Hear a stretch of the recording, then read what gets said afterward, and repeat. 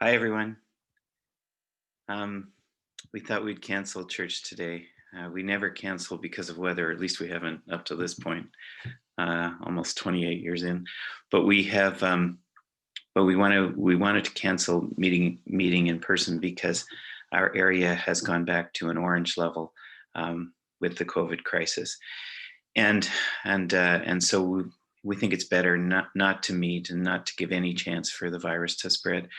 I don't know if there are uh, virus cases in our area yet. We know that in our zone there are, and I've heard that there are in Charlotte County, but I don't know about St. Stephen.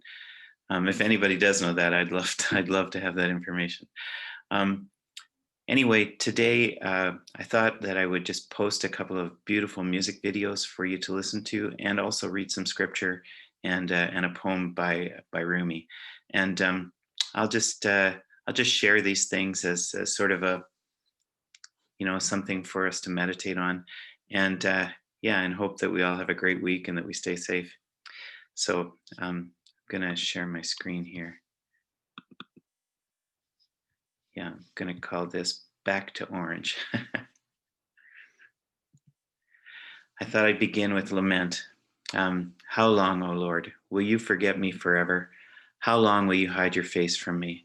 How long must I bear pain in my soul and have sorrow in my heart all day long? How long shall my enemy be exalted over me? Consider and answer me, O Lord my God. Give light to my eyes, or I will sleep the sleep of death. And my enemy will say, I've prevailed. My foes will rejoice because I am shaken. But I trusted in your steadfast love. My heart shall rejoice in your salvation. I will sing to the Lord because he has dealt bountifully with me. So, this is a lament, and it's a lament in the midst of a situation that isn't fixed. And yet, there is still an opportunity to remember how beautiful God's provision and help has been in the past. So, I love that the scripture is so honest and that the Psalms sing out our real emotions. And being in the midst of the pandemic and all of the chaos in the world, it's easy to get shaken. But um, but I think one really helpful thing to do is to pray the words of Scripture, to say the words of Scripture, and to just stand in that remembrance that God's been good to us in the past and will go into an uncertain future holding on to His hand. The next thing that I wanted to look at is Isaiah 42, 1-4. And I so often bring this passage up. I honestly believe it's the most important passage in Scripture, at least for me. In my understanding of the whole Scripture, I think this is the hinge point. In Matthew 12, it says that Jesus has this passage in mind when he's doing his ministry, and I think that it's the beautiful declaration of what the servant of God's ministry would be like. I think ultimately it's the Messiah's ministry, but I also think it's for all of us. Here's my servant whom I uphold, my chosen in whom my soul delights. I have put my spirit upon him. He will bring forth justice to the nations. He will not cry or lift up his voice or make it heard in the street. A bruised reed he will not break. A dimly burning wick he will not quench. He will faithfully bring forth justice. He will not grow faint or be crushed until he has established justice in the earth, and the coastlands wait for his teaching. And this is a ministry that God has chosen, that brings delight to God. It's empowered by God's Spirit. The word justice is used 3 times, and justice just means make it right, make things right. The word is, this passage, the ministry of the servant of God is all about making things right. It doesn't draw attention to itself in any kind of glitzy or loud way or bragging way. It speaks gently and honestly. He will not cry or lift up his voice or make it heard in the street. It's incredibly gentle. A bruised reed he will not break, a dimly burning wick he will not quench. He will faithfully bring forth justice. He will not grow faint or be crushed until he has established justice in the earth.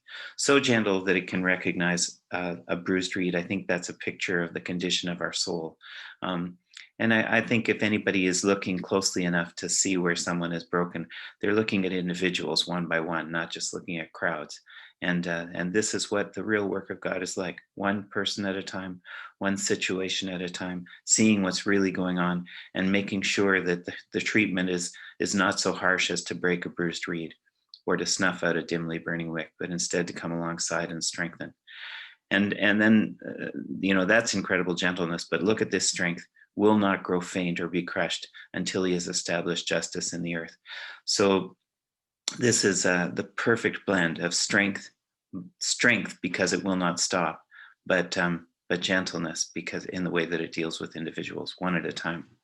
So this is the most beautiful passage, I think, in all of Scripture, and I love to keep bringing it up because I think it's worth memorizing, and I think it's worth thinking about over and over again. Making it sort of the hallmark of our lives in some way. Jesus did that, so it's not a bad example to follow. And speaking of that, I thought I'd bring words from the gospel. Remember that in a tough time, Jesus says, well, in any time really, in Matthew 11, "Come to me, all you that are weary and are carrying heavy burdens. I'll give you rest. Take my yoke upon you and learn from me, for I'm gentle and humble in heart, and you'll find rest for your souls.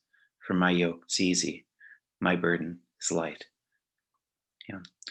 The rabbis of Jesus' day, it was often called the yoke, the teaching of a particular rabbi. So Jesus is comparing his, and he's saying, actually, this is the easiest of all. It's really what you were made for. Come to me, all you that are weary and carrying heavy burdens. I'll give you rest. It's not about gymnastics and performance and working so hard. It's about resting in the presence of a God who loves us and who participates with us in life and strengthens us, inspires us, strengthens us, and gives us the courage to keep going. And then I thought I'd finish this little meditation with the beautiful poem, "The Guest House" by Jalaluddin Rumi, who lived in the 13th century, same time as St. Francis, but he lived in Turkey, and what we call Turkey now. And this is one of his beautiful poems, translated by Coleman Barks. It's called "The Guest House." "This being human is a guest house, every morning a new arrival. A joy, a depression, a meanness, some momentary awareness comes as an unexpected visitor.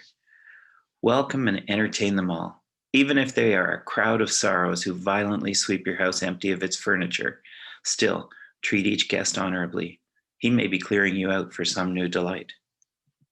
The dark thought, the shame, the malice, meet them at the door laughing and invite them in. Be grateful for whatever comes because each has been sent as a guide from beyond."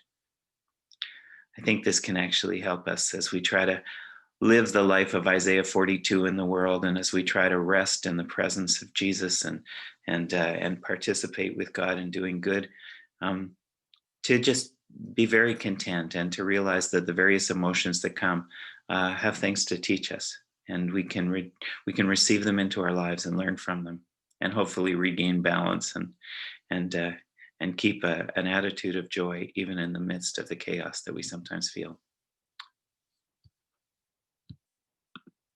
So that's the meditation for today, and I hope we all have great weeks. And I'm going to post a couple of beautiful videos that I spoke last week at David Moore's churches in California, and he had posted these videos, one by a Muslim singer and one by a Jewish singer, and I think they're both tremendous. I hope to show them in church again when we can meet in person once more. But we'll probably meet electronically through the Orange level. So God bless. Love to all.